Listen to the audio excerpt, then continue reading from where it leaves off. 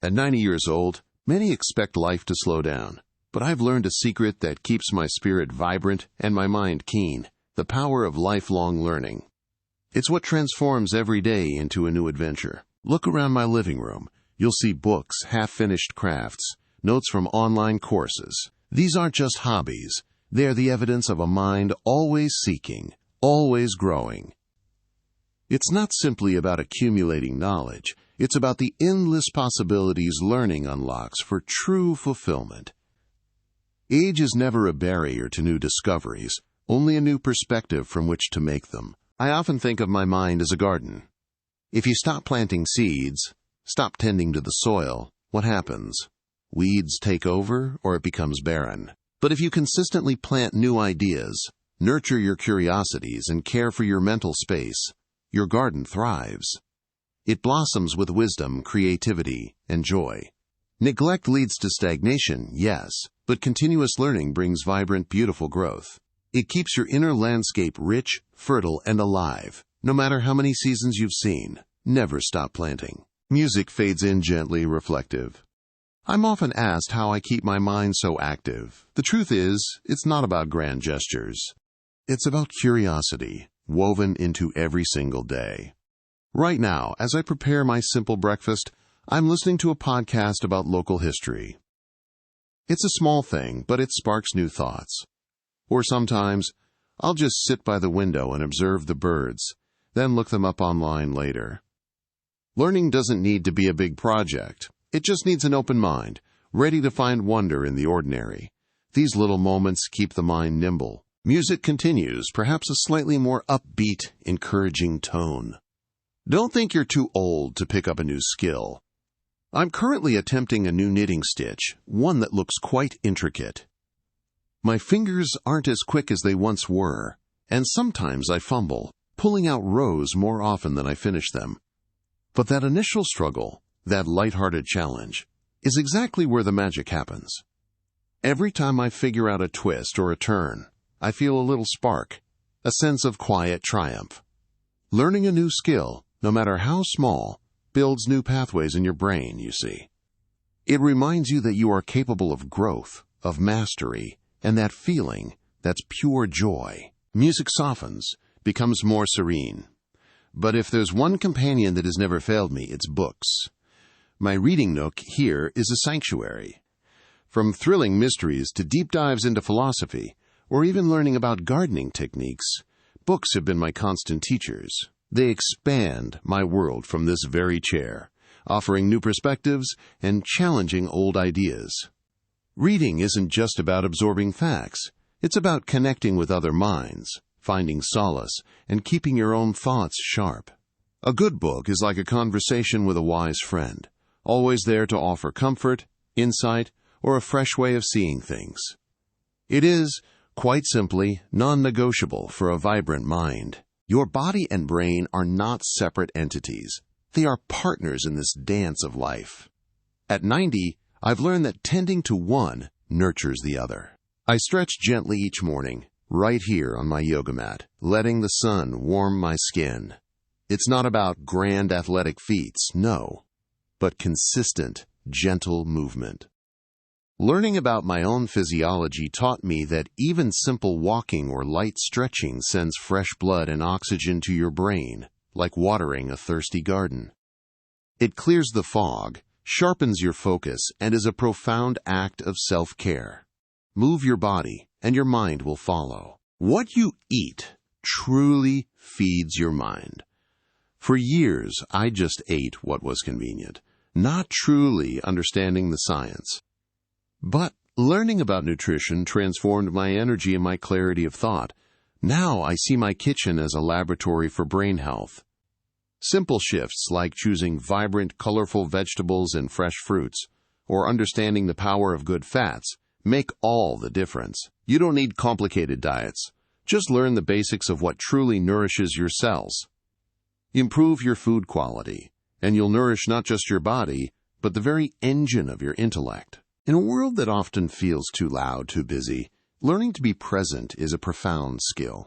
I remember feeling overwhelmed by worries, by the sheer speed of things. Then I learned about mindfulness, this quiet discipline of simply being. Sitting by this window, watching the world outside without judgment, allowing my thoughts to pass like clouds. It's not about emptying your mind, but observing it. This learned practice, this gentle art of presence, brings a deep sense of calm. It enhances every other form of learning, sharpening your focus and deepening your peace. It's a skill worth cultivating, one breath at a time. Every conversation, no matter how casual, is a chance to learn.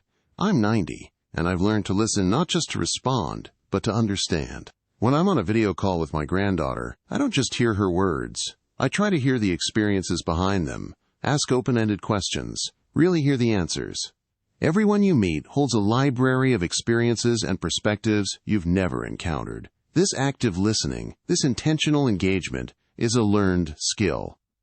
It expands your world, keeps your mind open, and reminds you that growth isn't just in books, but in the people around you. When my children first showed me a smartphone, I admit, I thought it was a complicated toy. The buttons, the swiping, the endless apps, it felt overwhelming, but I decided to learn, one step at a time. I started with video calls to family, then found online courses for my gardening hobby. Now I navigate my tablet with ease, exploring new recipes, virtual museum tours, and even a beginner's course in digital photography. Don't let fear of the new keep you from a world of connection and discovery. Technology, once a mystery, is now a powerful tool for learning.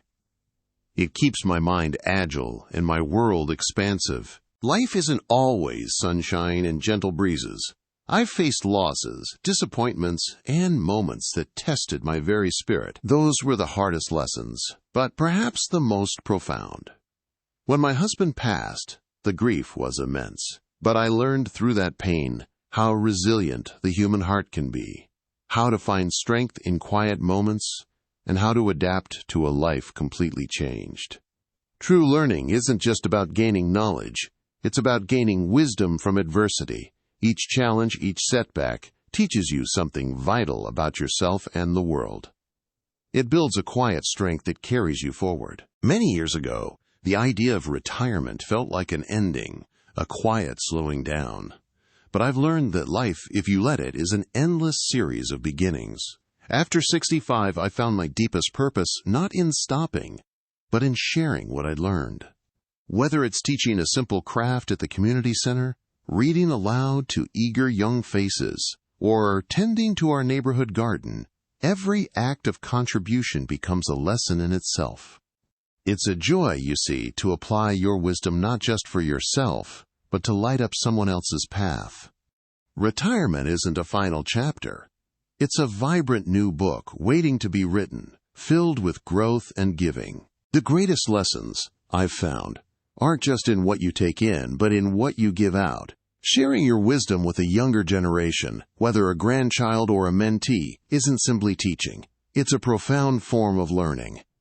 When I sit with my granddaughter, looking through old photographs and telling stories, I see the world through her curious eyes. Her questions make me revisit my own experiences, clarifying what I truly believe.